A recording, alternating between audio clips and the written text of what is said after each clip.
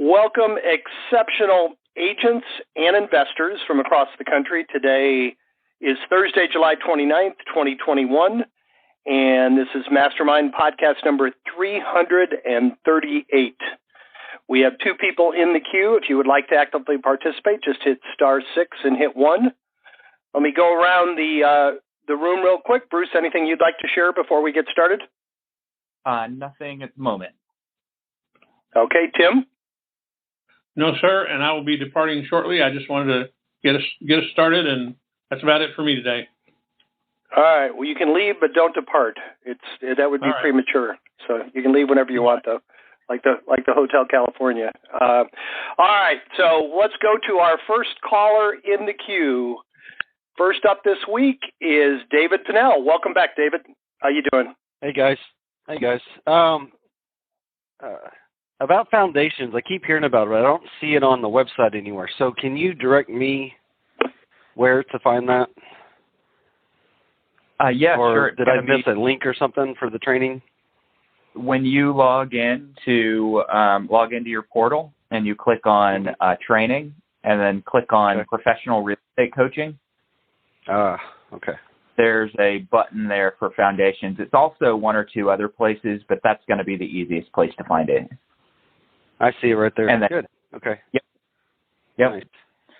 Hey, also, Bruce and I did that little role play at the end of the last call, and I listened to it, and I just wanted to say I was in a coffee shop, so it wasn't perfect, but either I'd go for the appointment to see the house, or I wanted to mention that sometimes I act like I have a call coming in, and then I say it's attorney or some kind of success story with somebody else, and then I'll try to get their email and phone number or verify it, and then I'll send them a letter in the mail and follow up in 7 to 14 days.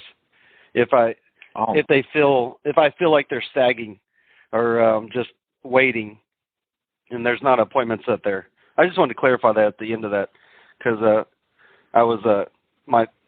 somebody walked in that coffee shop and distracted me at the very end of that. But other than that, well, and a win, real quick. I'll take up your time, but officially after 8 months, cool story, but we've closed 4 houses, 1 estate, and it's $5,000 below 6 figures in fees. So really cool. How long you been working that way? Almost 2 years, but it wasn't part of the probate leads. It was just a house on our street, and it ended up being 60-some properties in an estate that they're liquidating 40-something of them, 44 of them, and they're just starting. So it's amazing. I'm about to get 3 or 4 more to start clearing the titles on. The process of putting these houses as an investor in several different DBAs and trust and LLCs, and they don't all match, and there's no paperwork to back them up. So it's very difficult, but it's very fun. So just, I actually called the lady for almost a year with no response. 0 pickup, 0 response. I had 2 phone numbers, and I'd call probably every 6 weeks. I told there was a house in our neighborhood. The house, the door was jarred open, and I sent her a text saying, "Hey, it looks like one of your property doors are unlocked, and there's not a landscape guy here. Do you want us to secure it?" And man, me buying a $21 key box for the door opened up a conversation that led to these 4 closings. Wow! And a couple lunch meetings, and that's a win. That's a true win. And she's about to release a list of 21 lots, hopefully that we could invest in, and some more houses. So it's a good thing. It's awesome. Maybe get out your calculator. What's the ROI on $100,000 on a $21 investment? I think that's pretty. I think it's pretty high. Pretty good. Yeah, it pays for some leads from you guys. Yeah, that's awesome, man. Yeah. So I just Bruce, I do. I've got a couple of things, and number one, I want to point out my call dropped last week at the end of that call, so we didn't even finish our our role play. I didn't even hear your technique of saying that you acted like you had a call coming in. But I love that because it's a great way to end the call on your terms. And what is that one expression that we hear all the time about salespeople is that they have commission breath. And the more desperate you smell or sound when you're prospecting someone, the less likely they are to want to work with you, or the less likely they are to work with you. And ending a call that way is genius. I've never even thought about it because it completely takes the pressure out on that person that might have been a little hesitant to engage, but they were still with you. That's correct. That's one of the best things I've ever heard. The ultimate sales guy that I've ever known, and he's a friend, but he was a concrete sales guy, and he's in his 60s, and we still talk almost every month. But he's the ultimate sales guy, and he did that to me every single time. And I think he did have calls coming in because he's selling concrete, visiting work sites. But he's like, man, I got to call. This guy's ordering like 40 yards of concrete. I got to take this call. I'll call you back. And I started using that when I felt like people were being vague with me, and I wanted to put a benefit in their ear as the last thing they hear. So I would say, hey, I'm getting a call from an attorney. We actually got this guy, this executor. If it's a guy on the phone, it's a guy that's in the benefit. So, or if it's a woman, executor, or somebody in relation, it's the same relation in the hang-up. And I just said, hey, we're making this estate like $60,000 more. They thought they were going to sell for $171. We actually got them $230. Let me take this call. I'm going to text you in a few seconds. If you would share your email, I would love to serve you in a high level. And those two key words of using share and serve, and then the benefit, they always respond. And then when I call back after they get my letter in the mail, it's a tie down. It's usually me and one other person that, if I don't get the appointment, it's a tie down to me or one other person that is in line to make an offer or get the listing on that property. That's great, Dave. You know, it reminds me of when you said it. I've never heard it used during or the end of the call. Back it was probably like the 70s, there was a tape series by a guy named Roger Dawson. I got so much out of that. He used to start calls with that. If he saw a call, on waiting for him, and he knew it was a time vampire or somebody that just went on and on, he would start the call with, "Hey Bob, I'm on the other line right now. Is it something real quick, or can I call you back?" He said it would distill the conversation to oh no, let me just tell you real quick, and it would save him a heck of a lot of time. It's funny, I've used that on one of my partners, and he caught me because I knew it was going to be a long call. He finally I've used that on chat a few times when I was I didn't have a lot of time to talk, and but very few people will catch you doing that. You can use it over and over again. So but that's a great use of the same technique. I think that's great. Yeah, I mean, it's wonderful, and it wasn't on the call. I was just distracted in the coffee shop. I wanted to say it, I just didn't get it out because I was in the moment, and the person I was meeting sat down right in front of me right when I was saying what I was saying. So I got double whammied, and I was like, man, I need to clarify that because I listened to the call, and it's kind of like we just dropped off, and it didn't have an ending to our call. Well, but I do try to set the appointment, though. If I could get an appointment, I'm going to set it. But if I don't feel like they're ready, I'm going to use some other benefit to get in front of them. So let me ask you this, David. How many people do you feel like aren't quite ready at that point that you use that technique? If you had to put a ratio on it. 80-20, 80%. Okay, 80% aren't quite ready. I want people to hear that. Is people aren't ready for you, preserve the pipeline, and kind of like David did, don't push so hard that you ruin your relationship with someone that would otherwise be a really good prospect for you on another call. Yeah, and getting somebody into there's three people that need to go in your CRM. the ones that you're going to set appointment with are their prime contacts. You got these people that are actively have to deal with something, so they're 3 to 8 months out. Or you got somebody that is going to be a good cash referral to you, or a house referral to you. So you've got to consider that. If you don't have the perfect conversation, but there's a maybe there, take advantage of it. Put them in your CRM. If you don't have the email at first, put first name, last name, their first name, last name, at your domain name. So when you run an Excel sheet, when you export it, you could see all the people you don't have emails for. And then you go and text them, say, hey, look, this is Dave. We talked 7 days ago or 1 day ago. I'm sorry I had to hang up kind of quick. I didn't get your email. Can you share your email address with me?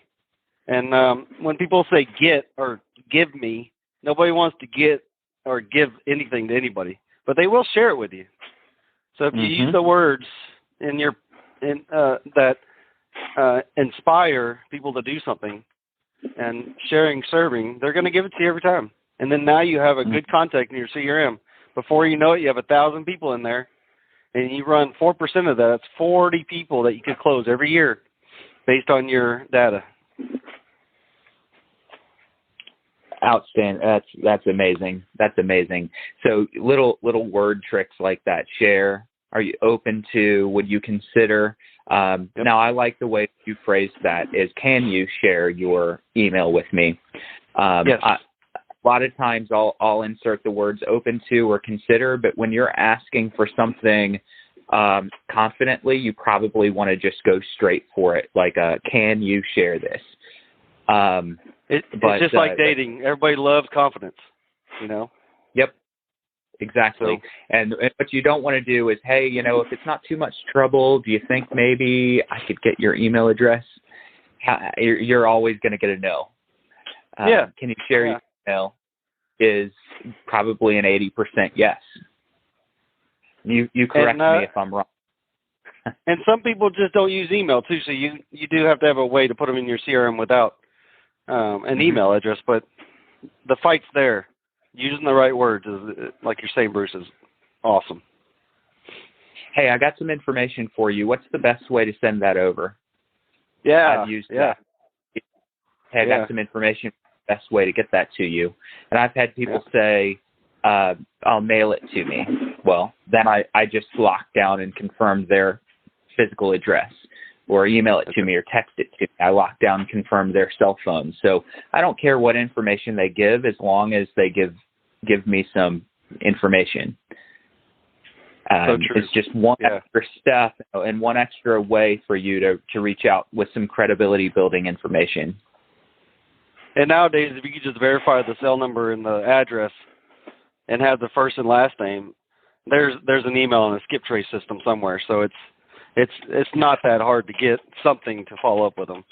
And then that data goes into if you're running social media ads, and it's just, everything goes together if you're just willing to do the calls and send letters. Yep. That's awesome, man. Awesome. So that's a huge win as well, by the way. Huge win. What's in your pipeline these days?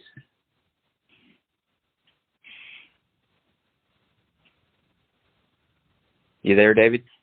What do you have in your pipeline these days? I think we lost him. For some reason, it looks like he got muted out. Hang on a minute. David, I unmuted you. You got muted out. Yeah, I heard it, and then I couldn't respond. In my CRM for probate contacts, I'll tell you real time if you have a second. I think it's... And by the way, excuse me a second. There is one other person unmuted, so we will... from Charlotte, North Carolina, so you're both.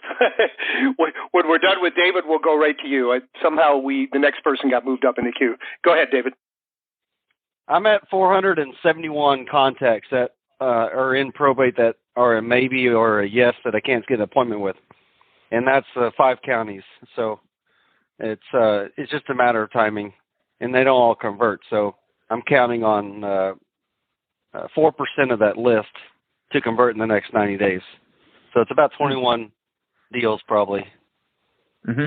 Yep. Which 80% of them will probably be wholesale investment opportunities or flips, and 20% are listings. you got to monetize every appointment. Yep. I usually tell people that if you can get someone on the phone and you find out that they are selling a property, or even if they don't know that they're going to sell yet, if they give you a "we don't know yet," that person's probably going to eventually sell. If you can get them on the phone and then you can start loading them up with follow-ups and some customized communication, almost everyone on that list that's either a yes but not ready for an appointment, or a maybe, or a "we don't know yet," they're pretty much all going to sell a property. And if you can load them up, I'm speculating here, but to me, 20% is over time is a reasonable conversion rate on that. If you just identify who they are and put them in your CRM and just follow up. And so you're looking at 4% on the next 90 days. There's a lot more there when you can establish credibility and you can keep on going after them, and you can keep on giving. That's ultimately the thing, is you don't want to on every call or every effort say, "You ready to sell yet? You ready to sell yet? You ready to sell yet?" Sometimes you need to say, "Hey, I put this article together on 5 steps for simplifying probate. Hey, I was in the area and I thought I'd run by and just from the road tell you what I thought the house might be worth. Hey, I was thinking about you and I didn't know who was cutting your grass. Here's my landscaper. Tell him I sent you and he'll do the first one for free." I'm just making stuff up right now. But that's perfect. Giving value consistently is where you're going to separate yourself, because now they're not like, "Oh boy, here's another ask. Here's another ask. Here's another ask." But if you can take kind of that Gary Vaynerchuk jab hook approach, they're not gonna want to ignore you or your marketing, because it might be something that they need. Yeah, in Fort Worth, we're about 1.5 to 2 years now with the backlog of probate, what I'm hearing from people. And one thing that came up in a conversation is that most of if we can't get the appointment right away, it's going to be that time frame. So we put them into our CRM and we drip them with good videos and good content, like you're saying. But we're counting on them looking at my name. And yesterday, I'm at the tail end of one, and they needed 3 realtors to give comps. So obviously I said, "Hey, look, I got friends that'll give you comps." Not that I'm trying to screw the guy over at all, but hey, give listing comps, give comps to the house, and I sent a video I made of the property. But we're at the tail end of it. And he's like, "You've been calling me for 2 years. There is no way I'm going to use anybody else, but I do need you to find me 2 realtors to give me comps for my attorney." I got that on recording. It's awesome. And I've called the guy 6 times, literally, in the last 1.5 years. But my CRM has dripped him text messages and videos and helpful content for 365 days. He's been in our system since last August, so just under a year. That is awesome. Yeah. David, if you don't mind, we only have one other person in the queue now, so if you don't mind, I'll leave you unmuted, and if anybody else has any questions for David, we'll turn this into a Ask the Expert call. I'll go to, are you available for the next half hour or so, David? Are you able to hang around? Yeah, I'm trying to commit to this call, so I'm trying to be here every week. I know I'm kind of phasing out, so yeah. Awesome. Well, we appreciate it. I unmuted the next person in the queue, which is Charlotte, North Carolina, ending in 9902. You're up next. Hey, guys. It's Rick Wilson. How are you today? Hey, Rick. Another frequent flyer. Yes, sir. Yes, sir. I'm trying to get this started, get it going and keep it going. I'm just about this. I'm doing my 3rd mailing in August. So my first mailing was in June, second was in July, and now I'm going in August. And I'm doing 50 hand selected. I'm doing the selection myself at this stage. Leads, probate leads, a month. And of course, at your guys' direction and great advice and counsel, I am following up with phone calls. I'm not relying. I never would have occurred to me to rely just on mail, because I've been at this for I've been at real estate, but not this aspect of it for 20 years. But what I'm doing now is I'm realizing there's a question here, by the way. I'm realizing that because we're dealing with mostly in my area anyway, and I'm sure it's probably universal, is boomers. These are the people that are dying, and they have the estates, and those are the transfers that are taking place. So that means their children are working. They're in their 40s and 50s, and they're working. So it's hard for me. I don't know whether maybe it's something I'm doing. I'm not having any real good, consistent success. It's been a one-off here and a one-off there where I can actually reach them during the day. So I thought to myself, well, when are they most available? Well, they're up by 8 o'clock they're up before 8. They're about to go out the door at 8 or somewhere around there. So I've decided now that I'm going to alternate between 8 o'clock in the morning, do as many as I can between 8 and 8:30. Then evening calls. I've done many times where I've called in the evenings in a different aspect of real estate, and been able to reach people. And then on Saturdays. So those are the 3 time periods I'm choosing, because what I'm thinking is I'm just going to have better success in reaching them. And I just came to that conclusion. I don't know why I didn't think about it sooner, but I'm learning this as I go, as everyone else did, and I'm recognizing maybe spending my time during the day might be wasting my time, and I'm not sure about that. So there's the question.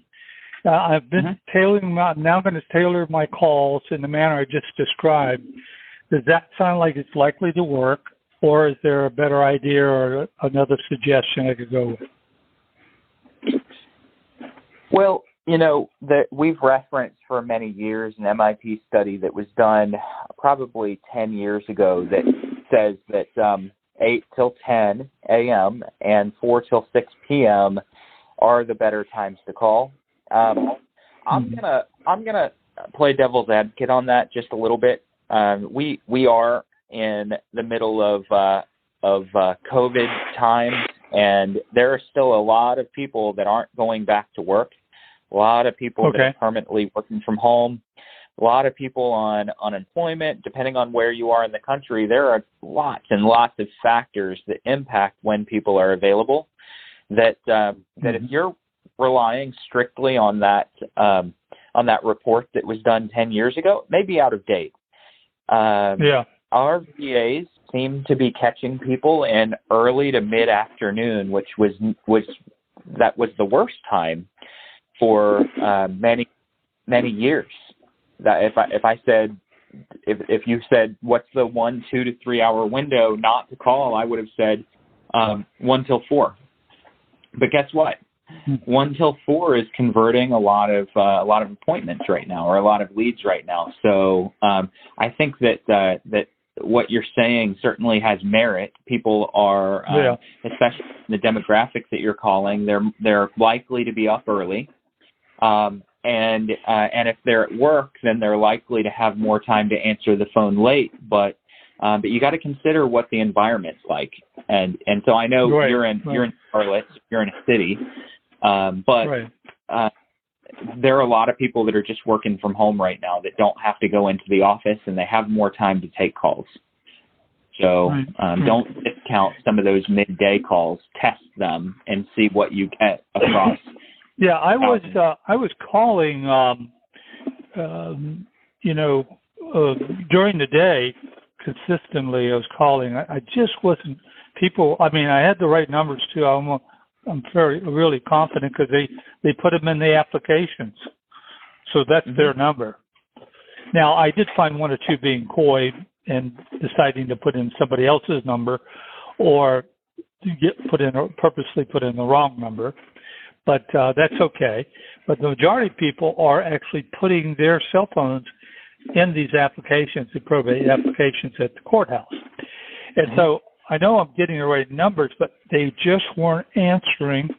And for a while there, I wasn't even leaving a message. Now I'm leaving messages. I haven't got anybody to return that call, by the way, but respond on that message. I want to know why, as I get return calls all the time. What kind of message are you leaving? Well, I'm kind of doing an abbreviated, and this could be part of the problem, is using the dialogue.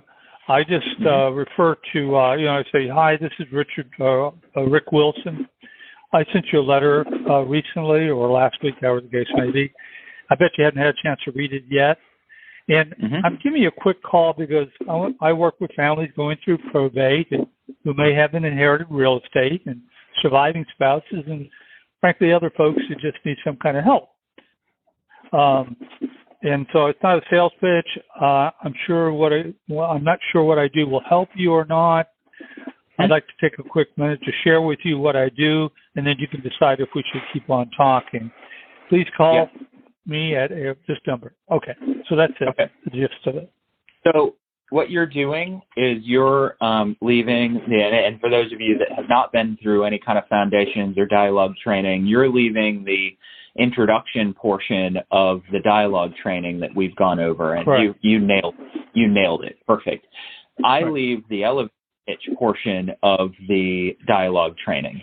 So if you don't answer the phone, I'm going to go ahead and unpack an abbreviated version of my elevator pitch, not the introduction that you used, which is vague, and they don't really know anything about what it might be. So I want to go ahead and drop some of that bait out there. Look, we have a concierge style service. They can help you with anything from real estate management to gutter cleaning to an estate sale and about 1,000 things in between. Not sure if there's any help that might be needed in probate, but could you call me back and let me know if there's any piece of the process that you might want some help with? Or would you also do me a favor and call me back if you're not interested so that I know that I can take you off the list? Okay. And that's really important what you just said. Call me either way. Yeah. Because if they don't want to hear from you, this is a way for them to shut that down in their view. I'll just give them a call or I'll text them. In their view, and we're going to pivot to the real estate if they say we don't. So so I would start doing the elevator pitch instead of the introduction. Okay. Hey, Bruce, I have to ask you. You just said something I've never heard before, and that's interesting. I'd be curious to know. Are there any people, or what percentage of people that called to tell you they're not interested that you're able to turn them around?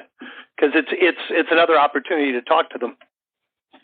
Yeah, it's absolutely another opportunity to talk. And as long as we can answer the phone when they call, I'm going to get the real estate question asked. Right. So they say, "Hey, we didn't get anything. Thanks for calling."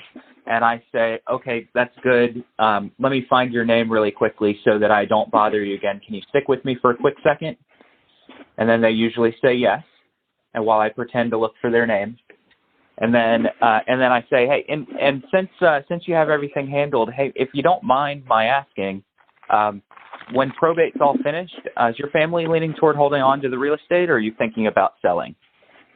There you go. Yep. Right. So we're stalling to be able to ask the real estate question, and of course, if they say yes, we're selling, we use what I call the Hurley Boy approach, which is an old SNL skit where you baby step into an appointment. You just say, "Hey, would you by any chance be open to an offer if I sent you one?" And if the answer to that is yes, do you think you could tell me about the house? And next thing you know, they've forgotten that they called you to tell you that they weren't interested. Yep. So, those return calls can be converted very easily. Yep. And Bruce, something that voicemails are so important for branding your name, but we have to also.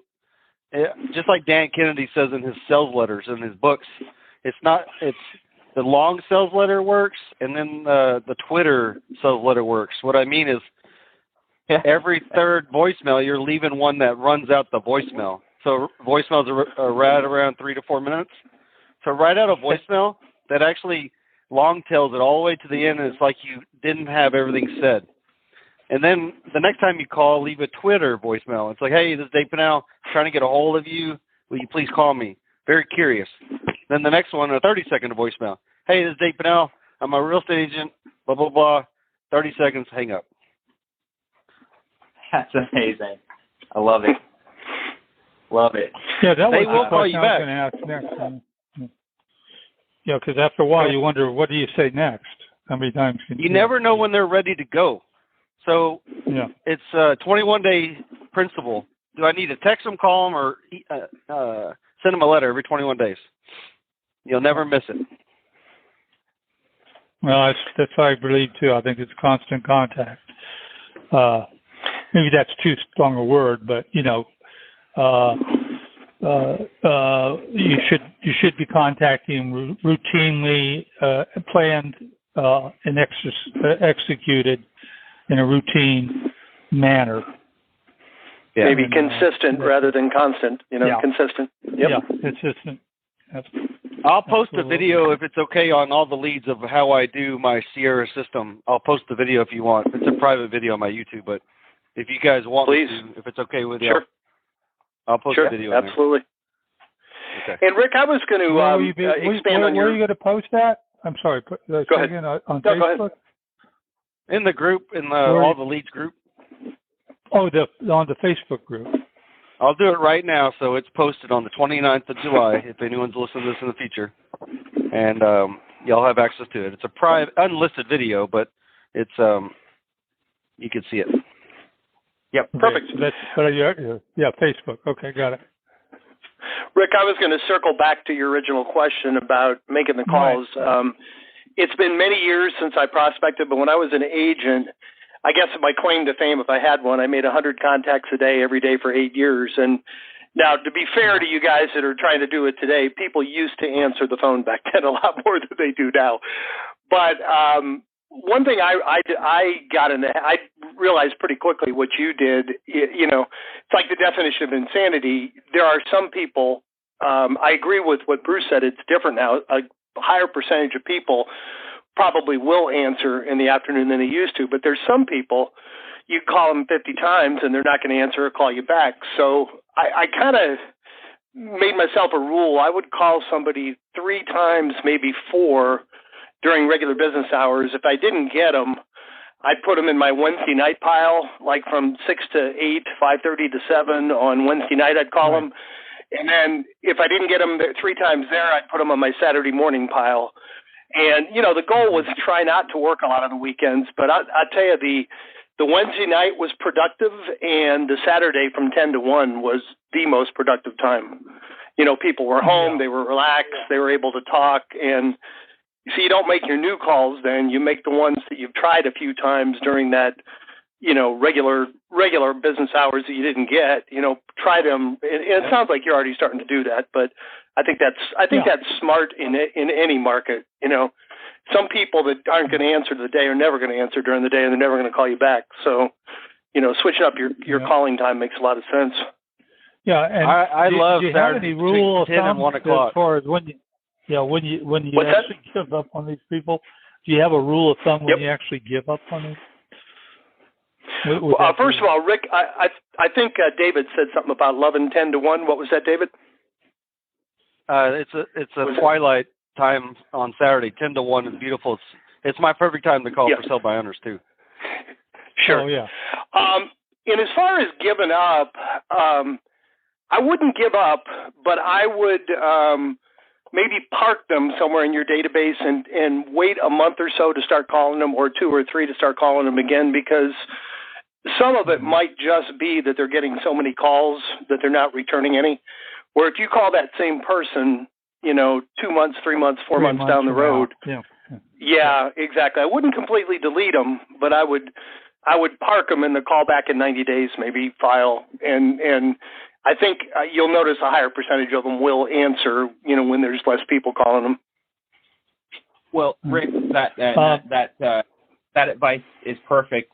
it depends on when you park them. If you're still calling them 4 months later, the likelihood that you're going to be competing is pretty slim.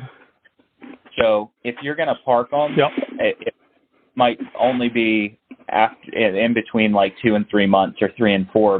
But after 4 months, nobody else is going to be calling them. And if it is, it's just 1 or 2 people that are the diehard prospectors, or maybe someone that picked up a historic list and they're going to call it once.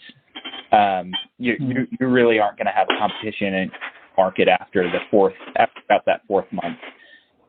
And David just mentioned someone in the beginning on the $100,000 commission deal that he has going on. You called that lady for a year without a single return call, right?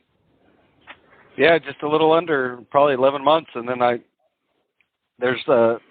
she had 3 properties in our neighborhood, and one of the houses were open, and nobody broke in. It just blew open somehow, and we just happened to be walking the dog by it, and I sent her a picture and said, "Hey, would you like me to secure the door for you?" She immediately answered. It's like, "Oh, okay, I'll talk to you now." Hey, now she calls me Hot Rod. I've got the nickname Hot Rod. And she's like, do you want any other properties? I was like, yes, I want more. It was that value that you provided that just happened to be the perfect value at the right time that she wanted to take advantage of. And she doesn't answer the phone even. I'll call her 5 times to get 1 call back on the 6th still. But she's busy. She's busy with her family, being a grandmother and dealing with an estate, so it's hard. Absolutely, it's hard. Just because you're calling somebody doesn't mean they need to answer, but leave a voicemail and then send a letter to follow up with it, and then send a text message about a lawn guy. That's great, Bruce. That's perfect. I just added that to my action plan, to be honest with you. Get yourself a lawn guy cut for free. That's the or cut counted price, even if you have to pick it up. If somebody calls you and says, "Hey, I want that free lawn cut," that's a conversation for you, and a conversation's worth, in David's case, $100,000. Hey, I did when I was a new agent, I did call an expired that was on the lake, and I told him I'd mow the yard if he gave me the listing. It was a freaking acre. I had to mow that thing for 90 days. You got he it. Had though. so much landscaping, I had to hand mow it. That's awesome. Hey, by the way, guys, there's no one in the queue, so there's no one in the queue. If you would like to jump in, if I may. Yeah. No, it's okay. Go ahead. Yeah, whenever you're ready. Okay. So no, I was just going to say hit *6 and hit 1 if anybody wants to jump in. Go ahead. Yeah. I've been calling on. I'm getting my attorney leads from the probate courts, because on their application they give the attorney's name and phone number. So they're making it easy for me. So I called the attorney and I referenced the file, even though it doesn't necessarily have real estate in it, because, well, they're probate attorneys, so they do work with people with real estate. So I've been successful in getting appointments and talking with them. They seemed all very excited about participating, and we'll see if they deliver. I'm trying to get some of them to even create videos so I can post them on the website, and along with their information under Meet the Team tab, the headshots and all that. So, but here's this question comes. I know after I've told them that I'm going to do, and I'm just thinking about, again, I'm not knowing what would be the best process or best practice to follow up with. I'm kind of getting an idea with these PRs what I should do, but with the attorneys, if I don't hear from them, which is very likely, many of them will forget me if I don't keep talking to them or doing something. What would be a good thing? What strategy should I use to follow up with the attorneys? Ask them if they want to go have a beer. Okay. unless you don't drink beer. Then ask them if they want to go to a ball game or want to come to an event.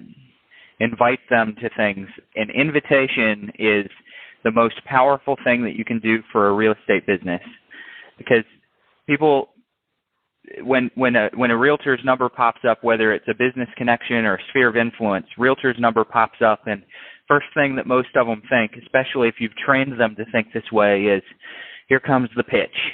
Here comes the, right, oh, by the way, I'm never too busy for your referrals. Or here comes the, you know anyone that needs to buy or sell real estate? So they ignore you. I've trained everyone that I know, including attorneys, to know that if I call, it's usually because they're going to get invited to something fun. Okay. And then every now and then I throw the real estate in there. So invite them to something. Okay. Okay. Yeah. They like beer. Okay. And if they can't make it, they're going to remember that you asked. I'm always inviting to lunch, my treat. Always inviting to grab a drink, my treat. Things like that. Or they're wide open. Yeah. Yeah. Or something else if you want to spend a little. Go ahead. I'm sorry. I'm going to have to moderate here, or Jim is. Go ahead. Another thing is just a gift you could send them to get their attention too. So what I've come up with attorney, I'm trying to work on my attorney stuff because I know it's more powerful than calling the probates directly themselves. Cool. So I know it's going to be more lucrative in the future. So I'm getting handmade wood pens made, the fountain pens. I've ordered 20 from my buddy. He makes them here locally, and I'm going to send the attorneys one of these pens in the mail and say, give it to them as a gift. It's a very expensive gift, but I think it's gonna put me in that radar. So that's a great idea. So another thing, and I've mentioned this before, is if you're doing gifts, you might want to consider, especially if you've researched or you know a little bit about the person that you're trying to connect with, you might consider sending half of the gift and holding the other half ransom. So I had done that with a developer where I sent a ticket to a concert, and I knew that he liked country music, so I sent a ticket to a country music concert that it just so happened that I was going to be in the seat next to it. And it also just so happened that I had 3 other tickets, and I said, hey, I've got 3 other tickets in case your family wants to go with you. Call me, let's have coffee, and I'll bring them to you. So now that was a bit of an expensive move, but it got me a developer that I needed a connection with. So you could always do that if there's a really high value prospect that you're working on.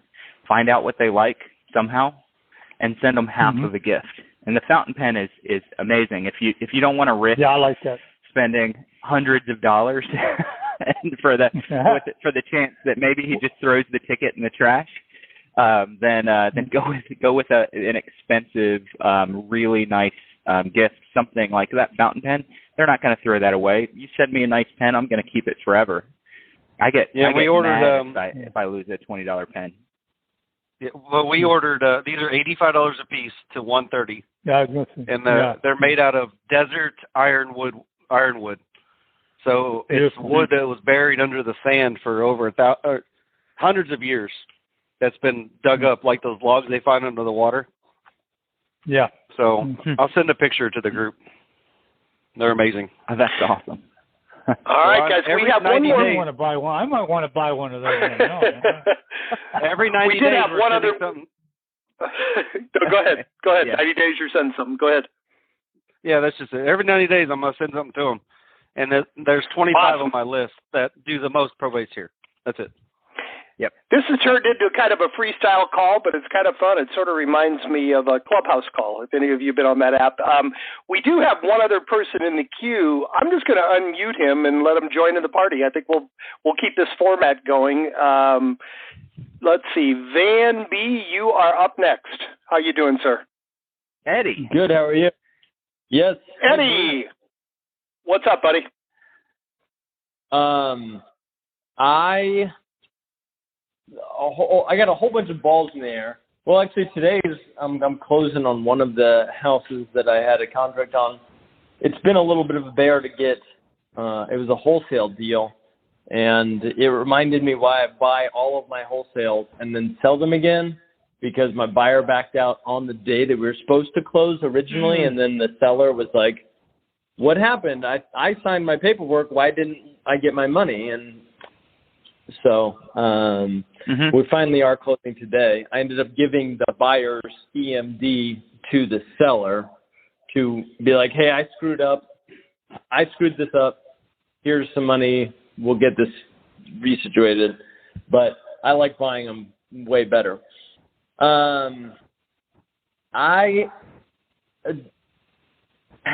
Is there any way, well, actually, I'll tell you how I'm trying to do it and ask if there's any way to go around getting a property without going through probate. This guy just died who I thought had died like 2 years ago, and I went on this whole like wild hunt for him and found him in a rehab facility here in town. And then we kept the relationship going for the past 2 years, and then I just found out he died of a heart attack just recently. And I know he has no family, like there's nobody. And I don't want the property to go to the state. That's what I want least to happen, because the likelihood of me getting it after that is slim to none. But I didn't know if there was any way, if you had any way, and I'll share my way of what I was going to try to do, but see if you had any way of getting a property without going through probate. Interesting. The problem is an administrator is going to have to petition for that. And if there's no one to petition to even open probate, then I don't know. I mean, there's got to be some. So you're saying literally no one is even going to ask to open probate. Is that correct? The neighbor wanted to try and figure out how to do it, but he is just the neighbor. He has no rights to the house. No standing, yeah. So he's like, I don't know what to do, and he's real frustrated because the guy's house has been a mess for 2 years. It's not like it's just now been a problem because he died. He wasn't taking care of it before then. There's no family. We've called every person we could think of that might have known this guy, and nobody seems to know that he had any family, that he has any relatives. He's from Pennsylvania, so there could be somebody, but I'm not aware of it. Eddie, I'm curious what your solution was, and I'll just tell you real quick. When I was selling real estate, I had one somewhat similar, but a little bit different. We had these people that called and wanted to list their house real inexpensively because they had inherited like a huge property on the Potomac River in Washington from somebody they had never heard of, and it turned out they were so far down the chain of heirs that they didn't even know the person that owned it. But I mean, there wasn't. It was a very similar situation. It took a good attorney a couple years to find them after the death, to find a living heir, and they were like 2 or 3 generations removed from the original. So to me, you're probably going to have to find a real sharp attorney, and you're probably going to have to pay him. But I would have a conversation with someone and just ask them what the odds are of being successful, because there's got to be an heir. I mean, if the person who passed away was here, there has to be a lineage, and it may not be a direct descendant of his, but there's probably somebody who, according to the law, would have standing. I think you might just have to find that person, and it's probably going to take you hiring an attorney. So it's just whether it's worth it to you or not. I'm curious, what was your solution? What were you going to do? Have you ever heard of Abandoned Housing Act? No. So it's something I do here in Kansas City. There's a nonprofit, like city-funded group called Legal Aid, and we file Abandoned Housing Act on properties that have code violations, are vacant, and have outstanding taxes due. And the court grants possession of the property to a new owner to fix it up. Well, it's done through a nonprofit. So I'm working with a nonprofit law firm, basically.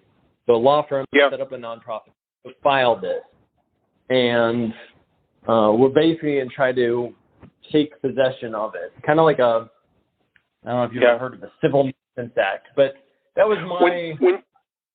When you say possession, but the outcome of the possession would be when you do what you're supposed to, you'd get title, correct?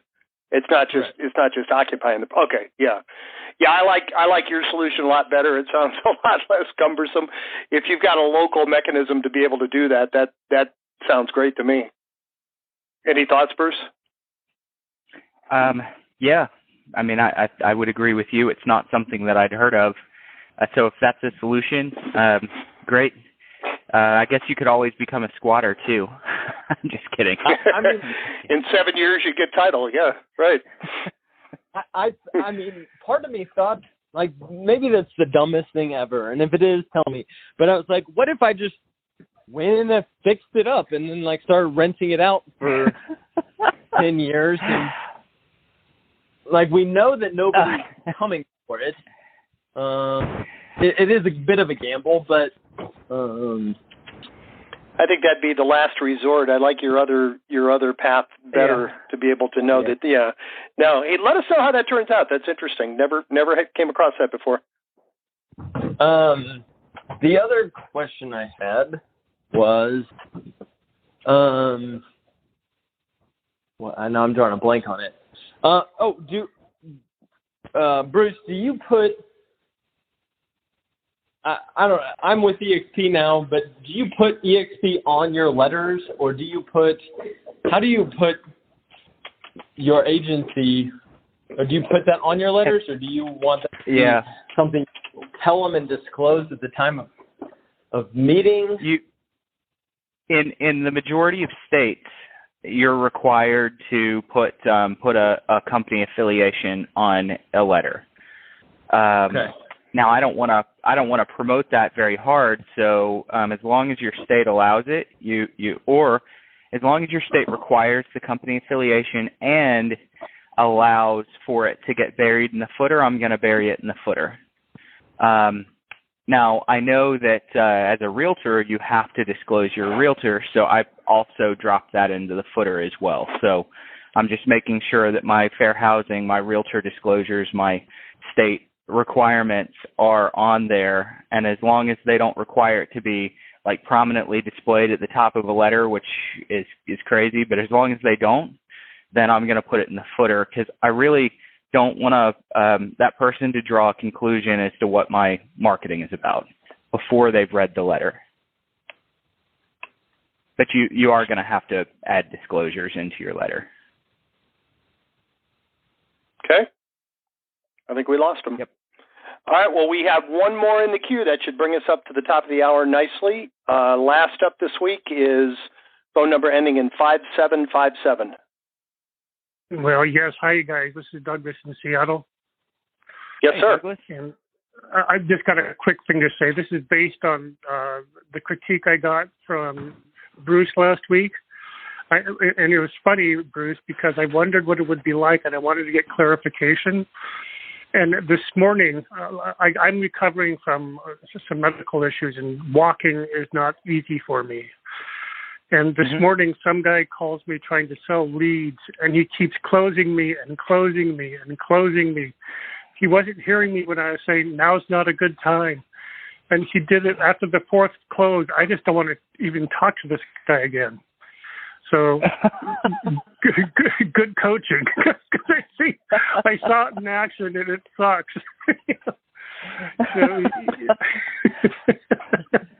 I'll tell you, Douglas, for those of you that don't know our role play last week, Douglas closed like I've never seen anyone bring more closes out in a conversation ever, and it was amazing. It was a masterpiece. But my critique is sometimes you just alienate the prospect. And here you just had it done to you. That's awesome. Yeah. Well, I see that prospecting for probate is totally different than for sale by owner and expired. Oh yeah. You know? Yeah. Yep. Totally different. So, you know, I just learned a lot. Thank you. One of the good things is you got a lot less competition, so you probably don't need to close as hard. Not that it's a good thing anyway, but yeah, good observation. Yeah. Appreciate it. You're very welcome. All right. Anything else we can help you with, Doug?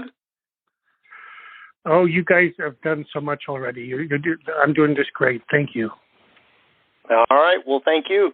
Cool. I want to thank each of you. I want to thank all of you for being here today. I want to thank each and every one of you that actively participated. It was a little bit more of a free-form call today. I want to thank David for helping us, kind of a stand-in assistant coach. And I want to challenge each of you, take one thought, one thing that inspired you on this call, go out and put it into practice, and please come back next Thursday and share your results with the group. Have a great week, everybody. We will talk to you same time next Thursday. Take care.